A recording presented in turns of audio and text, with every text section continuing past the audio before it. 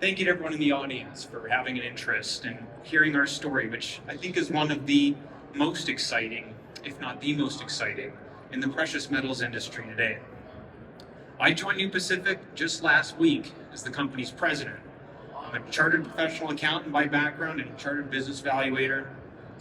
And prior to joining New Pacific, I spent 11 years with the well-known precious metals investment fund, Sun Valley Gold, most recently as its portfolio manager.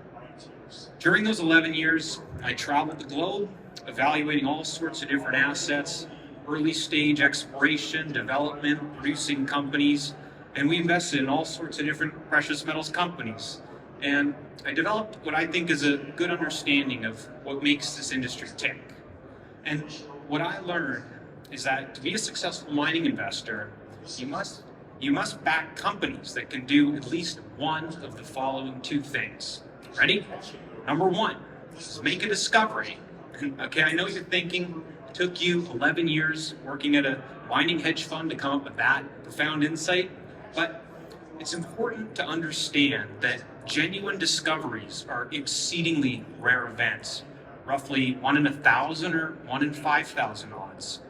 And most importantly, as an investor, they're almost impossible to identify ahead of time. Of course, the rewards can be life-changing, which is why a lot of us are here to give it a try. But if we're honest about it, most investors in these types of ventures don't achieve their anticipated level of success. So that brings us to option number two, which during my time as a professional mining investor is a path that I found to be far more dependable. And that's to back great teams capable of identifying and bringing existing deposits into production.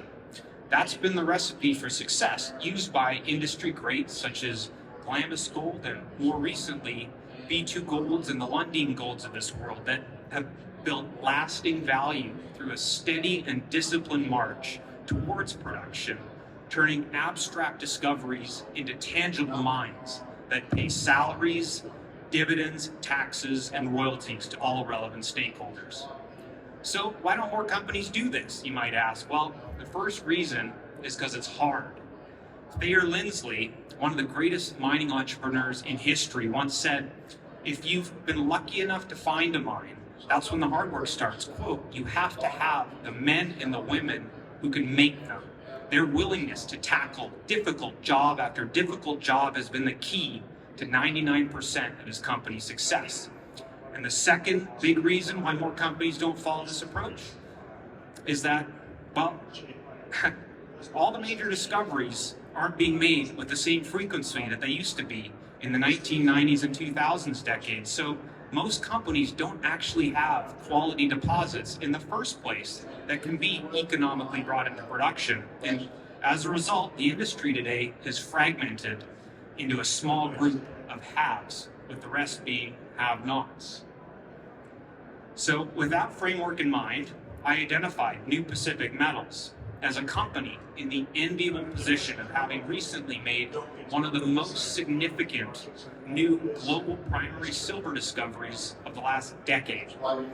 And just last week, or a few weeks ago, the company released its preliminary economic assessment, which highlighted a 14-year open pit mine life with 171 million ounces of payable silver production, a $700 million after-tax net present value, and a 40% internal rate of return. And in its initial 4 years of production, the mine is expected to produce roughly 15 million ounces of silver per year, which, to put that into context, is almost as much as silver industry giant Hecla is guiding to produce this year from its 3 silver mines combined. And to follow that tough act, last year, New Pacific discovered a major silver and gold system at its Carangas project, which is one where the more we drill it, the more it keeps on giving. With a hole announced last week hitting 500 meters at 1.2 grams per ton gold.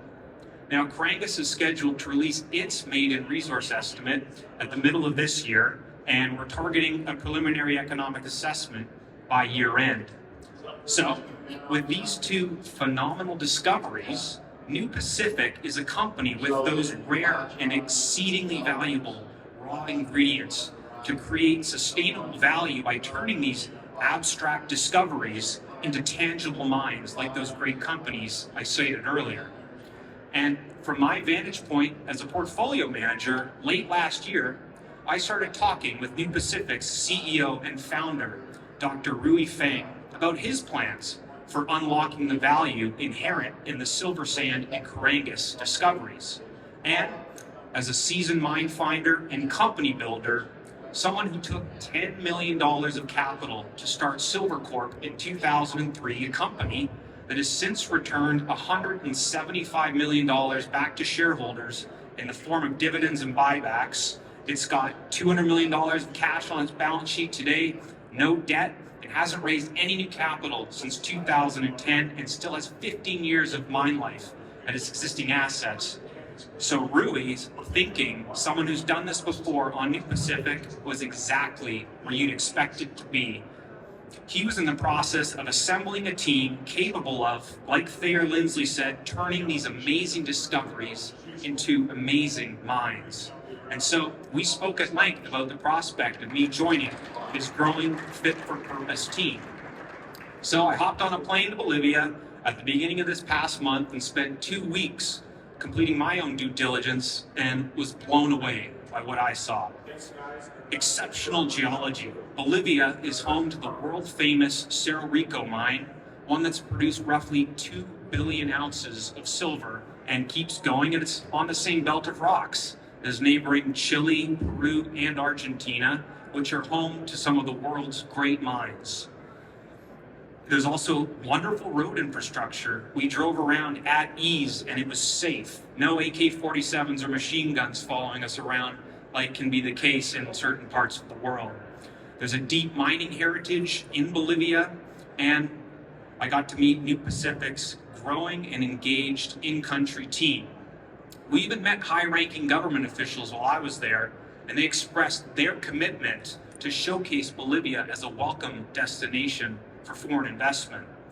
So, as a result of that trip, needless to say, I joined Rui's growing team, taking responsibility for corporate development, investor relations, capital raisings, and other strategic initiatives. It's no secret we're going to need money to advance our discoveries and build our mines. Our most recent silver sand PEA pegged the initial capex at a manageable $308 million, but it's capital nonetheless we'll need to raise to move it into production. Also, discoveries of the scale of silver sand and Corangus attract plenty of corporate interest. So I'm excited to contribute my financial expertise, industry knowledge, and relationships to help New Pacific's team in that regard. I also made a personally significant investment into the company's treasury and now have meaningful skin in the game alongside my fellow shareholders. So that's my story, how I got here, and why I think New Pacific is a special company and at an opportune time for investors. And I haven't even mentioned the company's Silver Strike project, if I go back, which is an emerging earlier stage project with multiple different styles of mineralization. And just in a scout hole alone, drilling in 2022 last year hit 200 meters at 1 gram per ton from surface. Bolivia is elephant country. So if you want to learn more about these projects, we're at booth 533 and 529. Please come on by. I'd love to meet you in person and tell you more about this exciting company and our wonderful projects. Thank you very much.